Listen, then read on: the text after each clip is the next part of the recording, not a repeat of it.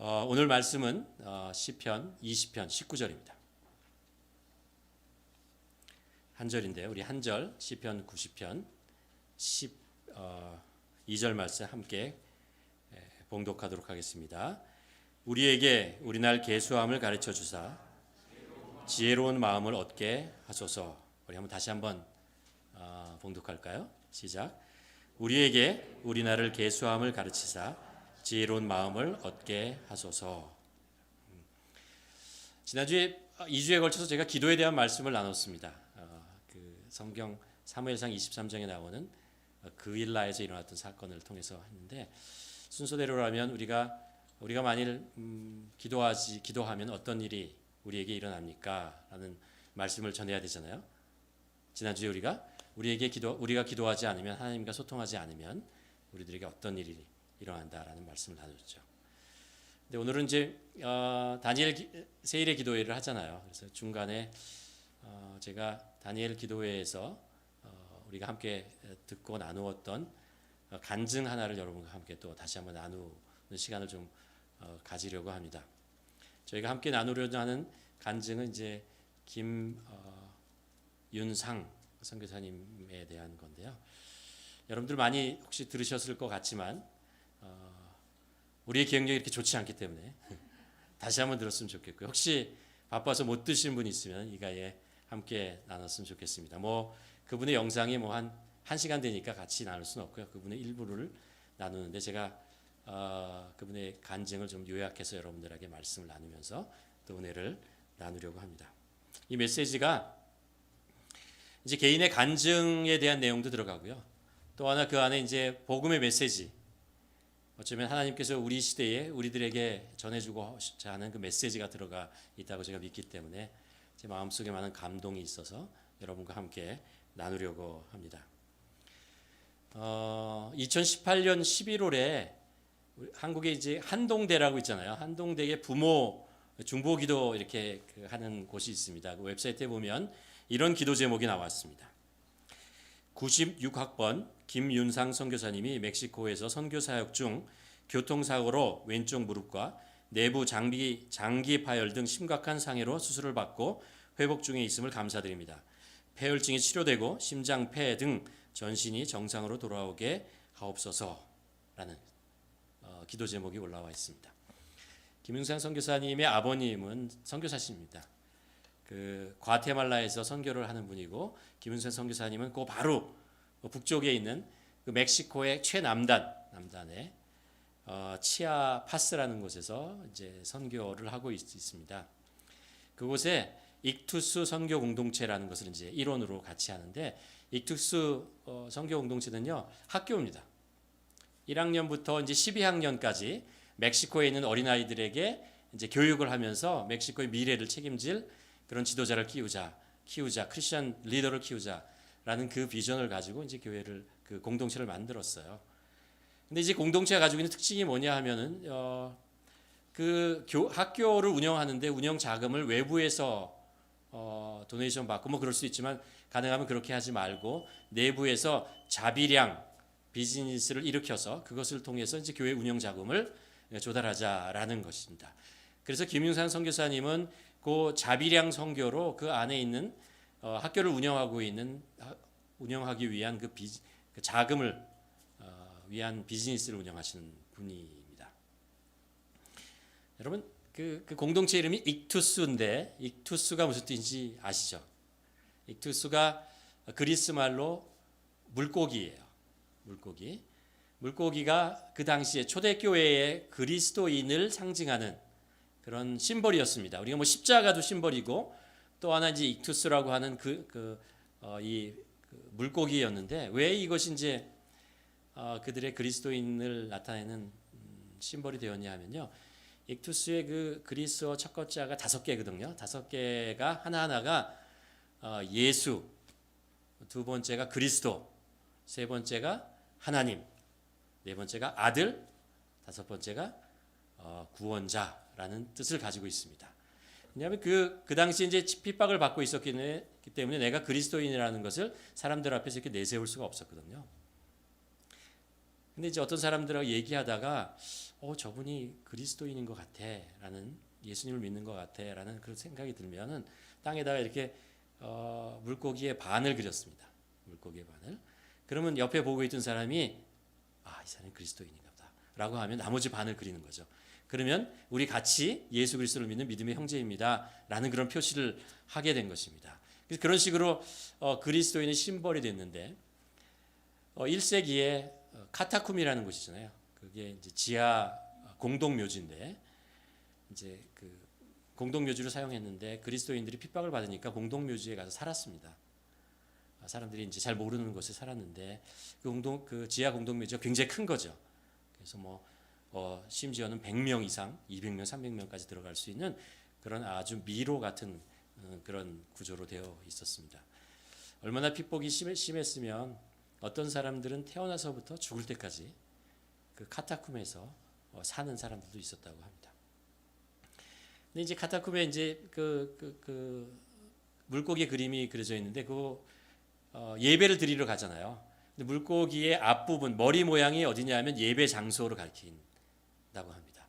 그래서 이 깜깜하고 그리고 미로와 같이 있는 곳에 우리 예배를 드리고 싶으면 어디로 갈까 하면은 그 벽화 아니면 벽에 그려져 있는 그 물고기의 머리 모양 쪽을 향해서 이렇게 가는 거죠. 그러다 보면 이제 예배 장소가 나오는 것입니다. 그들에게 중요한 것이 뭐냐면 예수 그리스도였습니다. 예수 그리스도가 누구냐? 우리도 마찬가지죠. 우리 신앙의 핵심이 뭐냐면 예수 그리스도를 누구라고 우리가 고백하느냐라는 것입니다.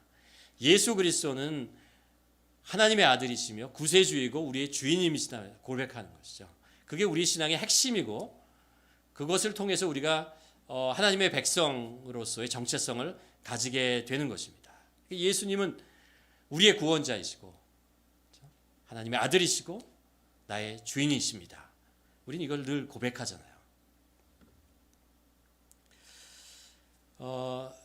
김윤상 선교사님은 2018년 10월 21일에 아까 얘기한 치아파스에서 이제 고속도로를 통해서 밤에 비가 내리는 밤이었어요.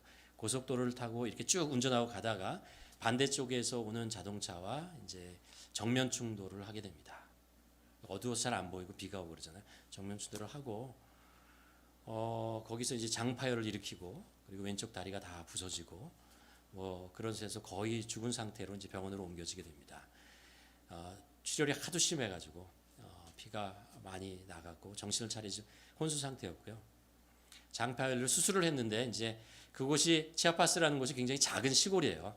그러니까 종합병원이 있는 것도 아니고 작은 병원에서 수술을 했고 또 그것이 다시 이제 고름이 생겨서 인펙션이 생겨서 이제 고름이 생겨서 다시 열고 또 수술하고 이런 며칠 동안 10일 동안에 이제 한 20여 번에 걸쳐서 이제 수술을 하는 그런 어려운 상황 속에 있었습니다. 그러면서 이제 심장에도 문제가 생기고 폐에도 물이 차고 피가 들어가고 이런 어려운 상황 속에 놓이게 되죠. 그래서 혼수 상태로 24일 동안 있게 됩니다.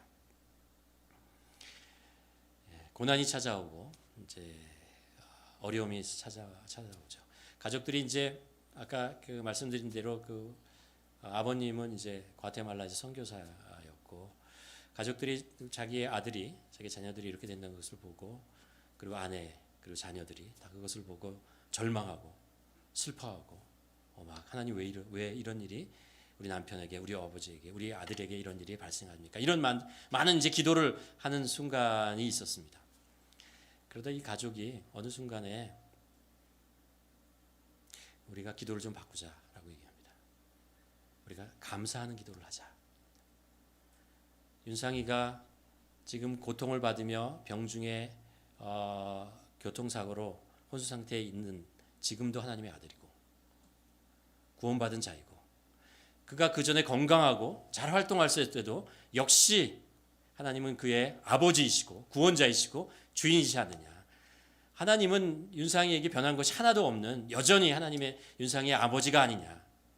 우리가 그것으로 감사할 수 있지 않겠는가라는 것을 하면서 하나님께서 여전히 윤상이의 하나님 되심, 구원자 되심, 주인 되심을 감사합니다. 이런 기도를 감사하는 기도를 드리게 됩니다. 데살로니가 전서 5장에 보면 항상 기뻐하라, 쉬지 말고 기도하라. 범사에 감사하라. 범사에 감사하라는 것은 우리가 어떤 감사할 사건과 조건이 있어서 감사하는 것, 그것뿐만 아니라 우리가 존재적으로 감사해야 될 것이 있다라는 거죠.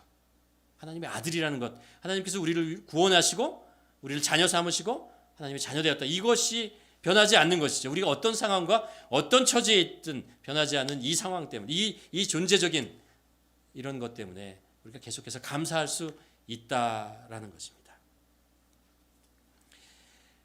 그렇게 이제 가족들이 슬픔과 눈물 속에 있지만 감사하는, 찬양하는 그런 기도를 드릴 때 오히려 하나님께서 일하기 시작하였다라는 고백을 합니다. 우리가 하는 찬양 중에 이런 가사가 있습니다. 오늘 숨을 쉬는 것도 감사, 나를 구원하신 것 감사, 내 뜻대로 안 돼도 주가 인도하신 것 감사, 내게 주신 모든 것 감사, 때론 가져가심도 감사, 내게 고난 주셔서 주 뜻 알게 하신 것 모두 감사. 우리가 신앙생활을 하면서 우리 자신을 깨끗게 하는 하나님께서 우리에게 주신 두 가지 중요한 요소가 있다고 생각합니다. 하나는 회개라는 것입니다. 우리는 우리 자신을 돌아봅니다.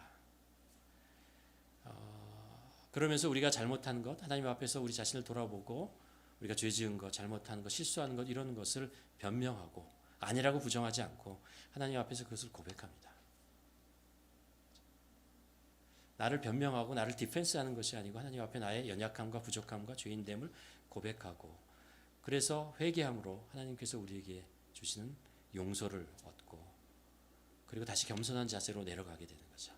그게 어쩌면 우리가 가지고 있는 아주 큰 하나님이 주신 큰 어떤 무기라고 생각합니다. 또 하나는 감사라는 것입니다. 감사. 우리가 그런 얘기를 하지 않습니까? 컵에 물이 반이 있으면 어떤 사람은 그것을 보고 에이 반밖에 없구나 라고 불평하는 사람이 있는가 하면, 어떤 사람은 반이나 있네 하고 감사하는 사람이 있다고 하죠. 감사라고 하는 것은요, 또 이런 것 같습니다. 정말 무엇이 나에게 소중한 것인가 라는 것을 알기 때문에 그것이 나에게 있다는 것 때문에 감사하는 것입니다. 어린아이가, 우리가 뭐 아주 어린아이들에게 사탕을 한 10개 주고요, 한 20개까지 줄까요? 20개 주고 100불짜리를 옆에다 넣어놓고 어느 걸 선택할래 하면 아이들은 어느 걸 선택할까요? 여러분은 뭘 선택하셨어요? 보통 사탕을 선택하죠. 근데 우리가 크고 나면은 사탕을 선택하지 않죠. 100불을 선택합니다. 이게 더 가치 있다는 것을 알아요. 더 가치 있는 것을 아는 것, 분별할 줄 알기 때문에 감사할 수 있는 것이죠. 과연 하나님께서 우리가 살아가는 동안에 우리에게 가치 있는 것, 정말 중요한 것이 무엇인가를 알게 하셨기 때문에 감사할 수 있는 것입니다. 예수 그리스도께서 십자가에서 우리를 위해서 죽으시고 생명을 주시고 우리를 구원하시고 생명을 주시고 자녀 삼으신 것, 이 세상에서 정말 살면서 중요한 것이 무엇이냐는 것을 알게 하신 것, 그래서 내가 가지고 있는 시간과 나의 재능과 나의 물질을 그것을 위해서 투자하고 사는 것, 그것이 감사하는 거죠. 감사하지 못할 것은 무엇이냐면 다 사라져버릴 것, 우리가 꼭 별로 중요하지 않는 것을 가지고 그것을 애쓰고 수고하고 얻으려고 하는 것, 그래서 그것을 얻어낸 것, 그것 때문에 감사한다면 어린아이가 사탕을 선택하는 것 부모님이 옆에 보고 있다가 아니야 라고 얘기하는 거죠. 우리가 세상을 살면서 감사할 수 있는 것은 정말 중요한 것이 무엇이든 것을 하나님께서 깨닫게 하셨기 때문에 그것을 가지고 감사할 수 있는 것입니다. 그 김윤상 선교사님의 부모님들이 이 상황 속에서 감사할 수 있는 것은 무엇입니까? 이 누워있는 이 아들이 정말 소중한 것을 가지고 있다는 것을 알기 때문에 그렇습니다. 그래서 감사할 수 있는 것이죠. 또 하나, 이 감사가 어디로 연결되냐면 기도로 연결됩니다. 중보기도로 연결되죠. 이 김윤상 선교사님이 이제 아까 얘기한 것처럼 교통사고로 정말 생명이 위협하는 혼수 상태에 있다는 것이 세상에 많은 기도하는 사람들에게, 이제 믿는 사람들에게 전파되어지고 또 그것을 알게 된 사람들이 기도를 하게 됩니다. 중보기도를 하게 되는 것이죠. 중보기도라는 것은 뭐예요? 다른 사람을 위해서 기도하는 것이죠. 어떤 사람은 혼자 기도하는 것이 쉽지 않다는 것을 압니다. 그리고 이렇게 혼수 상태로 스스로 기도할 수 없는 사람들도 있잖아요. 그때 하나님을 위해서 대신해서 함께 기도하는 것, 합심 기도하는 것, 그것을 우리는 중보 기도라고 하죠. 하나님께서는 우리들에게 함께 기도하기를 원하십니다. 우리들이 함께 기도하고 나가기를 원하십니다. 왜냐하면요, 우리가 기도를 통해서 하나 될 수 있기 때문에 그래요. 빌립보서 2장에 보면 사도 바울이 이런 말씀을 전합니다. 마음을 같이하여 같은 사랑을 가지고 뜻을 합하여 한 마음을 품으라라고 얘기합니다. 하나가 되라는 것입니다. 기도를 통해서 한 기도 제목을 가지고 함께 기도할 때 우리가 하나 되는 것이죠. 그때 우리는 하나님의 뜻을 깨닫기도 하고 또 하나님의 능력을 경험하게 되는 것입니다. 우리가 신앙생활을 하면 성경은 우리들에게 뭐라고 가르쳐 주냐면요, 이 신앙생활은 단체 게임이라고 가르쳐 줍니다. 우리가 이제 운동 경기를 하다면 개인 종목이 있잖아요. 그리고 단체가 해야 되는 종목이 있죠. 근데 이 신앙생활이라는 것은 같이 하는 것입니다. 같이 해야 이 경기를 이길 수가 있어요. 혼자 해가지고는 우리의 신앙생활을 할 수가 없어요. 왜냐하면 우리의 인생이라고 하는 것은, 우리의 이 싸움이라고 하는 것은 어두운 영과 사단과의 싸움이기 때문에 그렇습니다. 보이지 않는 영, 어두운 영과의 싸움이기 때문에 혼자 이길 수가 없어요. 그렇기 때문에 같이 하는 거죠. 이사야서 62장에 보면요, 하나님께서 이스라엘 백성들에게 이런 말씀을 하십니다. 뭐라고 하냐면 너희들은 성벽에 세운 파수꾼이다 라고 얘기를 합니다. 예루살렘아, 내가 내 성벽 위에 파수꾼을 세웠으니 그들은 밤낮 잠잠하지 않을 것이다. 여호와를 부르는 자들아, 너희는 쉬지 말고 여호와께 예루살렘을 복구하여 온 세상이 찬양하는 도시로 만들어질 때까지 그를 쉬지 못하게 하라 라고 말씀합니다. 이게 재밌는 게 뭐냐면요, 그를 쉬지 못하게 하라 그랬잖아요, 기도를 통해서. 근데 그를이 누구냐 하면요, 하나님이에요. 하나님께서 하나님 스스로에게 말씀하시는 것입니다. 내가 너희들에게 약속하신 것이 있다라는 것입니다. 이 예루살렘을 하나님의 도시로, 찬양의 도시로 다시 회복시키려는 것이 나의 뜻이고 나의 약속이다라는 것입니다. 너희들은 성벽에 파수꾼으로 세웠으니 이 땅에 죄악되는 것을 보고 내가 너희에게 약속한 것들을 믿고 나를 향해서 기도하라는 것입니다. 계속해서 끊임없이 기도를 해서 내가 너에게 약속한 것을 이루도록 하라라는 것입니다. 하나님께서 우리들에게 계속 하나님께 약속하신 것을 기억하고 하나님을 향해서 기도하라는 것입니다. 혼자? 아니요. 예루살렘아, 이스라엘 백성들아, 모두가 하나님을 향해서 부르짖으라라고 얘기합니다. 그럴 때 하나님께서 그것을 이루어 주시겠다라고 얘기합니다. 우리가 하나님을 향해서 함께 기도하는 것이 얼마나 소중한 것, 중요한 것이다. 하나님께서 그것을 원하신다는 것입니다. 우리가 함께 기도할 때 우리가 하나 될 수 있고 하나님의 뜻을 더 분명히 알고 하나님께서 그 기도하는 모습을 보고 하나님의 뜻을 이루신다라는 것입니다. 저희 교회에 화요 중보팀이 있습니다. 중보 기도팀이 있습니다. 여러분의 우리 교회에 이제 여러 가지 사역들과 개인적인 상황들과 이런 것들을 알게 되면 그것을 놓고 이제 기도 2시간 동안 기도를 합니다. 여러분 기도 제목이 있으면요, 혼자 기도하시지 말고 중보 기도팀에 얘기해 주세요. 그러면 중보기도팀이 그것을 이제 비밀을 잘 지키면서 그 안에서 여러분을 위해서 기도합니다.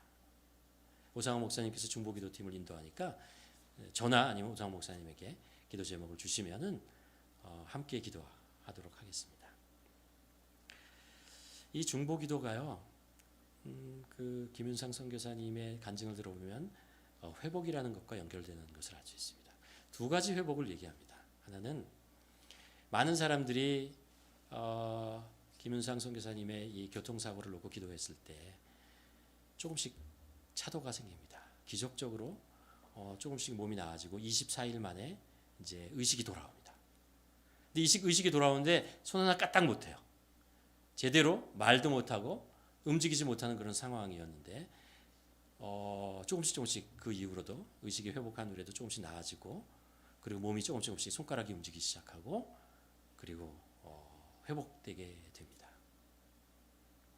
또 하나 회복이 있는데요. 뭐냐 하면 이제 그 김윤상 선교사님이 회복되고 나서 무엇을 듣게 되냐면요, 편지를 받게 돼요. 소식을 듣게 됩니다. 무슨 소식이냐면 자기를 위해서 중보기도했던 사람들이 이제 격려의 편지와 뭐 여러 가지 소식들을 전하게 되는데, 이제 어떤 내용이냐면 이런 내용들이 들어가 있습니다. 내가 선교사님이 교통사고를 당했다는 이야기를 듣고 너무 마음이 안타까워서 선교사님을 위해서 기도했습니다. 그런데 기도하다 보니까 나의 문제가 해결되었습니다. 어떤 사람은 내 신앙이 정말 다운되고 하나님과의 관계가 멀어지고 제대로 기도하지 못했는데 선교사님의 안타까운 소식을 듣고 내가 주님 앞에 기도하게 되었고, 내가 기도하다가 나의 신앙이 회복되었습니다. 하나님과의 멀어졌던 관계가 다시 회복되어지고 기도가 다시 살아나고 내 신앙생활에 기쁨이 다시 회복되어지는 것을 경험하게 되었습니다.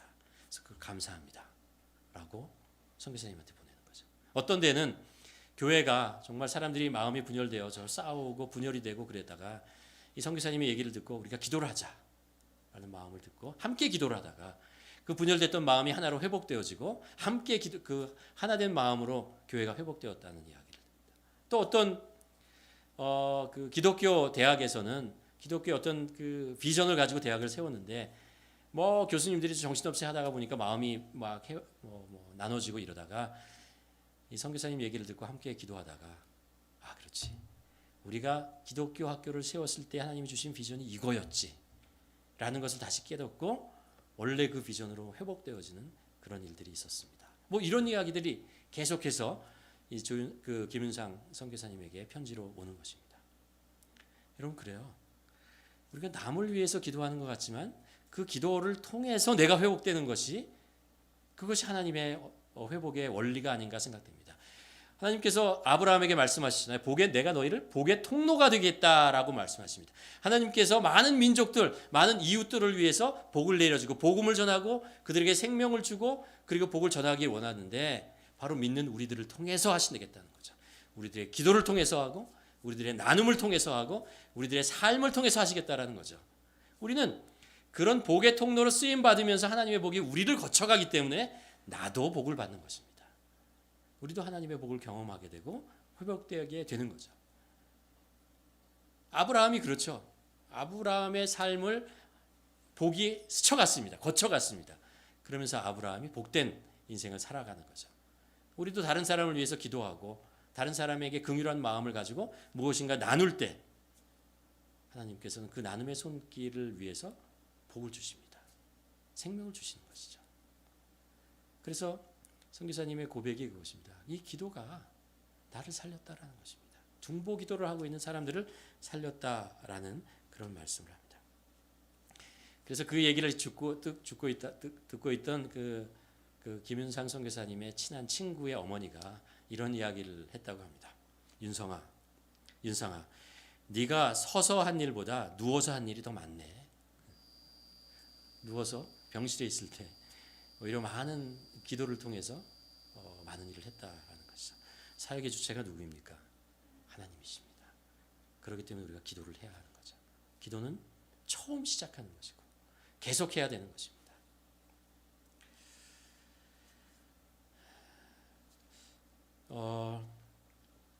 또 하나 이제 그 김윤상 선교사님의 간증이 이제 중반부를 넘어가면서 이런 간증을 합니다. 뭐냐면 자기가 젊었을 때 정말 열심히 일해가지고 열심히 사업을 해서 사업을 번창하고 크게 사업을 키워서 내가 이 사업의 정점에 이르렀을 때 세상 사람들에게 얘기하리라 합니다.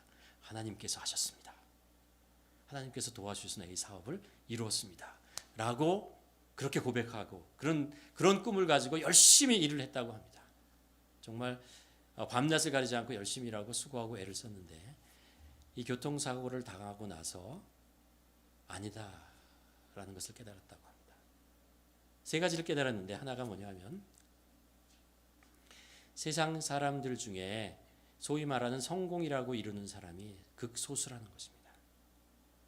극소수만이 성공을 이룰 수 있다는 것이 이 세상의 논리다라는 것을 깨닫게 되었다는 것입니다. 두 번째, 성공을 이루었다고 하더라도 그것을 누릴 만한 시간이 그렇게 많지 않다는, 우리 인생이 그렇게 길지 않다는. 세 번째, 우리 인생이 언제 끝날지 모른다. 내일은 우리들에게 보장된 것이 아니다. 누구에게도 보장된 것이 아니다라는, 언제 우리의 인생이 끝날지 모른다라는 거죠. 그래서 이분이 질문하게 됩니다. 인생에 정말 중요한 것은 무엇이냐? 라는 질문을 합니다. 그러면서 김은상 선교사님이 그 24일 동안 혼수 상태에 있었는데, 그 혼수 상태에 있는 동안에 하나님께서 그에게 많은 것을 보여줍니다. 영적인 진리를, 깨달음을 주시는데 그 중에 한 가지 깨달은 것을 나누게 됩니다. 우리 그 영상을 함께 보도록 하겠습니다.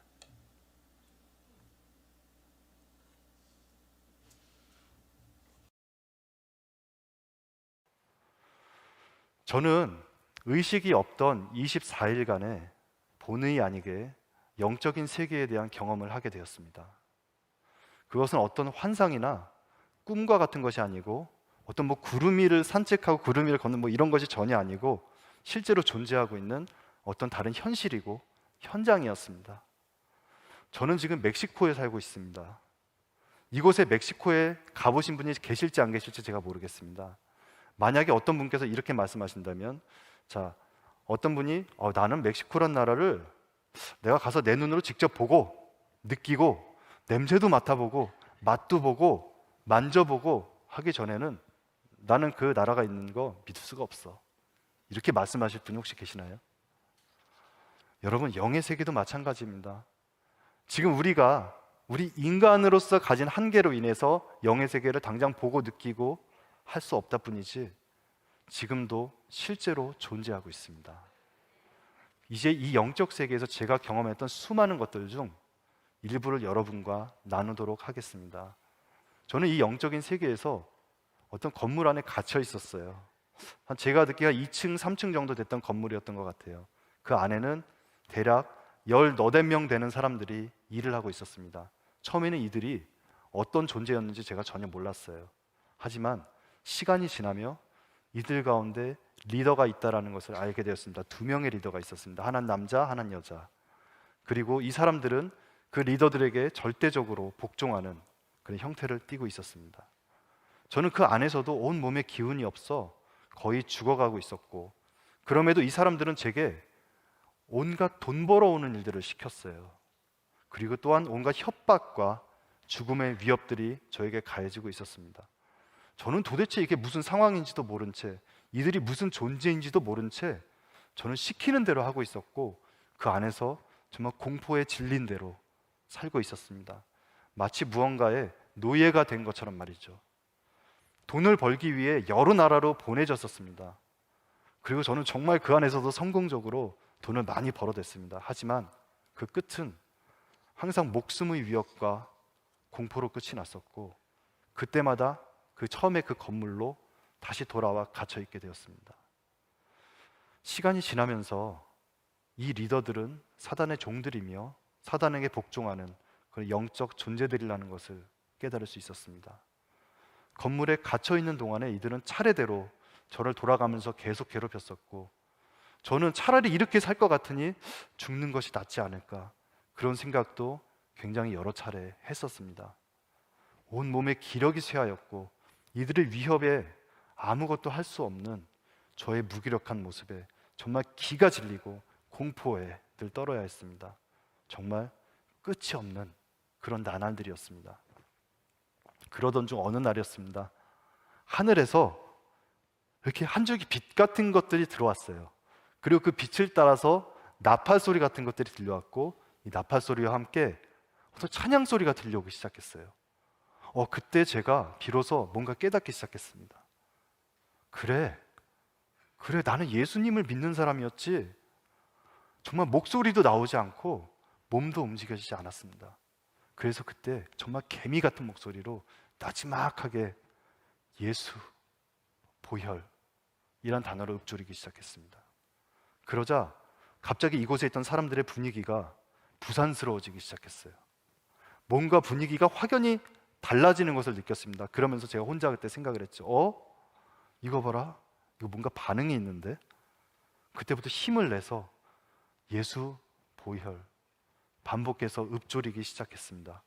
그곳에 떨림이 생기는 것을 느낄 수 있었습니다. 그곳에 있는 사람들이 뭔가 불안에 떠는 것들이 느껴졌습니다. 그렇게 예수 보혈 외치다가 지쳐서 잠이 들었습니다. 그때 그곳의 리더들이 그곳에 있는 아랫사람들을 모두 모아다가 엄청나게 혼을 내는 소리를 누워서 듣게 되었습니다.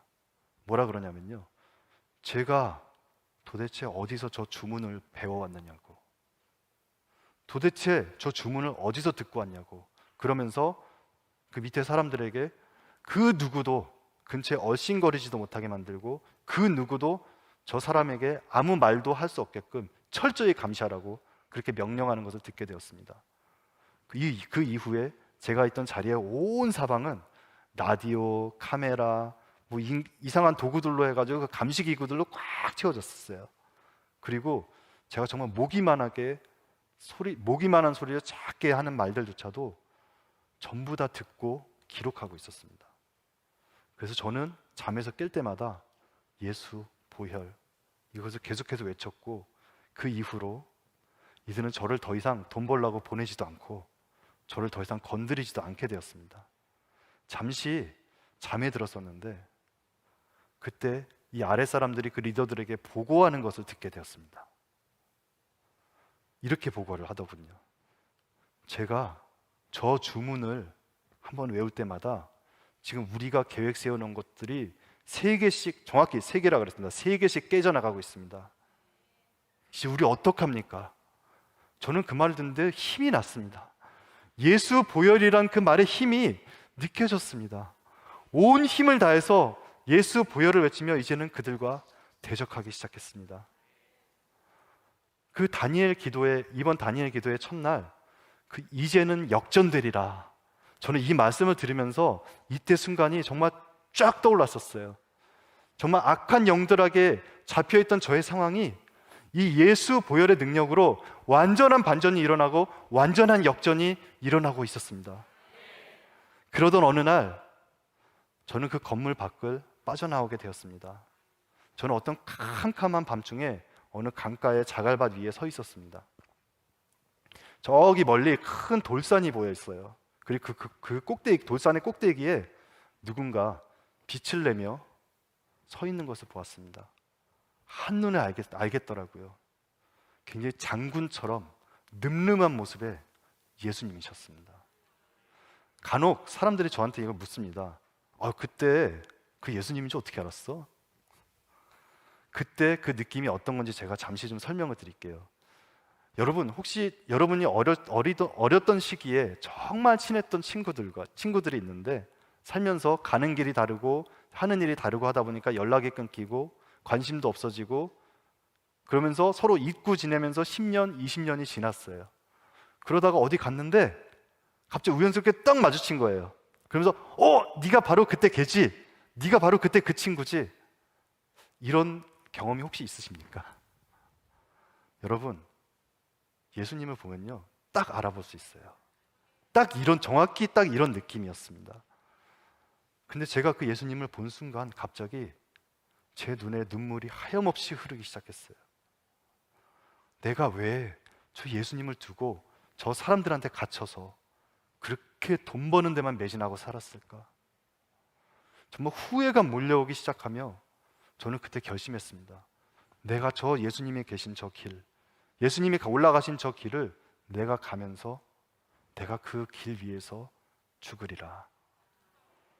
온 몸의 기운을 짜내서 그 돌산을 기어 올라가기 시작했습니다. 한 산의 중턱쯤 올라갔을까요? 더 이상 올라갈 기운도 없고 나는 이제 여기서 끝이구나 라는 생각을 하던 그 찰나에 예수님께서 저 있는 곳까지 내려오셨어요. 그리고 저는 그곳에서 예수님을 직접 대면하게 되었습니다. 이제 저의 인생은 여기서 끝이구나, 저 단번에 알아차릴 수 있었습니다. 저의 숨이 끊어지는 그 순간, 그리고 인생의 마지막 순간이고 이곳이 곧 심판의 자리라는 것을 직감할 수 있었습니다. 그리고 그곳에서 저는 그 사망과 음부의 열쇠를 가지신 그 유일하신 분, 우리의 인생의 끝에 만날 수밖에 없는 우리 심판자이신 예수님을 만나게 되었습니다. 계시록 1장 18절에 이런 말씀을 하십니다. 곧 살아있는 자라 내가 전에 죽었었노라 볼지어다 이제 세세토록 살아있어 사망과 음부의 열쇠를 가졌노니. 이때 저를 잡고 있던 그 사탄의 리더 중에 한 명이 저희 있는 이곳까지 쫓아 올라왔어요. 그래서 저는 이곳에 모든 기운이 빠져서 바닥에 누워 있었고 사탄과 예수님 그 사이에 제가 누워 있는 채로 그곳에서 저의 모든 삶이 어려서부터 최근까지 저의 모든 삶이 필름처럼 빠른 속도로 쫙 펼쳐지기 시작했습니다. 저의 이 삶을 저만 보는 것이 아니라 예수님과 저와 사탄이 같이 저의 삶을 보기 시작했습니다. 그곳에서 사탄은 저의 삶에서 자신이 저를 데려가야만 하는 이유, 예수님 제 저 때 저거 보세요, 저렇게밖에 못 살았죠, 제 저거 보세요 하는 꼬라지 좀 보세요, 그러면서 저의 삶을 평가하고 예수님 앞에 참소하기 시작했습니다. 하지만 예수님께서는 그 똑같은 그 순간들, 제가 봐도 너무나 창피하고 너무나 수치스럽고 너무나 부끄러운 그런 인생의 순간들을 보면서 예수님께서는 저의 인생의 어떤 잘못도 저를 정죄하지 않으셨어요. 저는 어렸을 때 그런 상상을 몇 번 해봤던 적이 있어요. 내가 언젠가 이 땅을 떠나서 하나님의 심판대, 예수님의 심판대 앞에 섰을 때에 내가 지은 죄가 너무 많아서 혹시나 천국에는 들어가겠지만 예수님이 윤상아 너 진짜 그때 왜 그랬니? 윤상아 너 그때 너 나 믿는다면서 왜 그랬어? 정말 창피하게. 나는 예수님한테 그런 책망을 들으면서 정말 수치스럽고 부끄러운 가운데 천국에 들어가게 되지 않을까? 이런 상상을 했던 적이 있었어요. 그런데 정작 그 순간이 왔는데요, 예수님께서는 저희 인생의 어떤 잘못을 가지고도 정죄하지 않으셨습니다. 그때 그리고 그 사탄에게 저를 끝까지 내주지 않으셨어요. 지금도 그 예수님께 따지고 들던 그 사탄의 목소리가 지금도 쟁쟁하게 들려요. 정말 토시 하나 안 틀리고 이렇게 예수님께 말했어요. 예수님, 도대체 얘가 뭔데 그렇게 놔주지를 않고 그렇게 붙들고 계십니까? 그럼 휙 돌아서 가버렸습니다. 로마서 8장 1절 말씀에 이렇게 기록이 되어 있습니다. 그러므로 이제 그리스도 예수 안에 있는 자에게는 결코 정죄함이 없나니. 나중에 깨닫게 된 사실이지만 예수님께서는 그 수많은 사단의 참소에도 불구하고 저를 결코 정죄하지 않으셨습니다. 그 이유는 바로 제가 예수 그리스도를 믿음으로 죄 사함을 받았기 때문에 심판자 되신 예수 그리스도 앞에 섰을 때 더 이상 그 죄에 대해서 정죄할 근거가 없었기 때문입니다. 대신 새 인생을 산다고 얘기를 합니다. 하나는 어머니 뱃속에서 10달간 삽니다. 그렇죠? 거기서 만들어지고 조금씩 커가고 그 세계 속에서 이제 살아갑니다. 그것이 다라고 생각을 하고 살아가죠. 그런데 그게 다 아니라는 걸 알죠. 그리고 나서 10달이 지나면 우리는 세상 속으로 나옵니다. 그리고 일생을 살아갑니다. 일생을 살아가고 어쩌면 이것이 우리의 인생의 모든 거라고 생각하지만 사실은 그렇지 않습니다. 우리 육체의 인생이 끝나고 또 다른 인생이 있다는 것을 성경은 우리들에게 가르쳐 주고 있습니다. 그리스도인이라고 하는 것은 우리 인생의 육체의 끝이 아니라는 것을 아는 사람들입니다. 우린 세상의 많은 사상이나 아니면 과학이나 모든 것들은 얘기를 합니다. 우리 육체가 끝나면 모든 것이 끝난 거라고 얘기를 합니다. 그래서 육체의 끝은 우리 인생의 끝이다라고 얘기를 합니다. 그러나 성경은 우리 육체의 끝이 아니고 시작이라고 얘기를 합니다. 그러면서 우리에게 알려주는 것이 무엇이냐면 그 육체의 끝에 우리 인생의 마지막에 심판과 부활이 있다라고 가르쳐 주고 있습니다. 우리가 죽음 후의 인생에 대해서 아는 사람은 아마 없을 것입니다.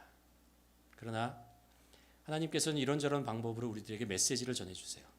끝이 아니다라는 것을 분명히 가르쳐주고 어쩌면 이 김윤상 선교사님이 그 24일간의 혼수 상태에 있었던 것, 그러면서 그가 경험했던 것은 하나님께서 우리에게 전해주고자 하는 이 메시지, 우리가 꼭 들어야 하는 메시지 때문에 다시 그를 살려주시고 이 세상에서 그 메시지를 외치게 하신 거라고 저는 믿습니다. 여러분, 우리는 우리 인생의 끝에 구원이 있다는 것을 압니다. 심판이 있다는 것을 압니다. 그리고 나서 우리가 지금 어떻게 살아야 하느냐라는 것들을 우리가 다시 생각하는 사람, 그것이 바로 우리 그리스도인의 삶이죠. 우리가 우리 인생의 마지막에 무엇이 있다는 것을 알기 때문에 우리가 또 무엇을 깨달으냐 하면 지금 살아가는 우리 인생에 중요한 것이 무엇이냐를 알게 됩니다. 무엇이 과연 우리 인생에 중요하고 중요하지 않은 것이라는 것을 구별할 수 있는 그런 시야가 열리게 되는 것이죠. 그래서 우리는 무엇을 감사해야 되고 무엇은 감사하지 않아야 되는 것을 압니다. 여러분, 우리 인생에 여러분들은 무엇을 감사하십니까? 무엇을 잃었을 때 눈물을 흘리고 무엇을 얻었을 때 비로소 기뻐하십니까?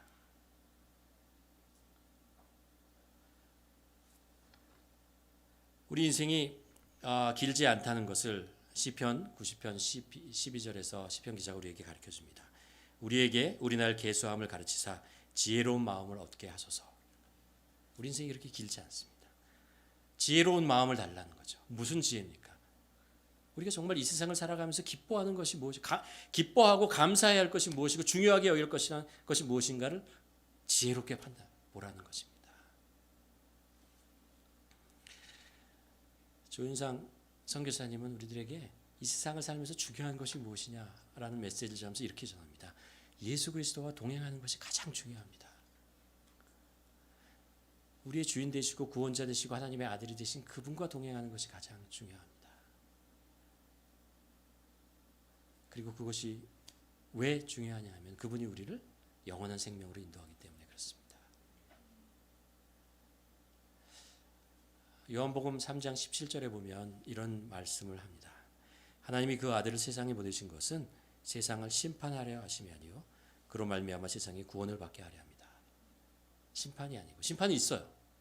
그런 심판으로 우리가 정죄함을 받는 것이 아니고요, 심판을 통해서 구원을 받는 거죠. 3장 16절에서 그렇게 얘기합니다. 하나님이 세상을 이처럼 사랑하사 독생자를 주셨으니 이는 그를 믿는 자마다 멸망하지 않고 영생을 얻게 하려 합니다. 그 심판에서 구원을 얻을 수 있는 방법은 한 가지입니다. 예수 그리스도 그분을 우리의 구원자로 시인하는 것입니다. 고백하는 것입니다. 그것이면 충분합니다. 그것을 할 때, 그렇게 고백할 수 있을 때 우리 인생은 새롭게 되는 것이고, 우리는 우리 인생의 마지막에 구원이 있다고, 생명이 있다는 것을 알기 때문에 오늘 우리가 살아가는 것, 정말 무엇을 감사해야 될지, 무엇이 인생에 중요한 것을 깨닫고 그것을 위해서 우리에게 소중한 시간과 물질과 재능과 모든 것을 투자할 수 있는 거죠. 말하기는 우리 모두 우리 인생의 참 가치가 무엇인지를 알고 그것 때문에 감사할 수 있는 우리 모두가 되기를 주님의 이름으로 간절히 축원합니다. 기도하시겠습니다. 여러분 함께 기도했으면 좋겠습니다. 나는 지금까지 무엇이 내 인생에 가장 중요하다고, 무엇을 위해서 살아가고 있었는지, 그래서 내 인생의 소중한 것을 무엇을 위해서 투자하고 살고 있었는지 한번 돌아보기를 원합니다. 내가 무엇을 얻었을 때 기뻐했고 무엇을 잃었을 때 슬퍼했습니까? 그 슬퍼하고 기뻐해야 될 것, 정말 그때 울었어야 하는 것입니까? 아니면 그때 웃었어야 하는 것입니까? 혹시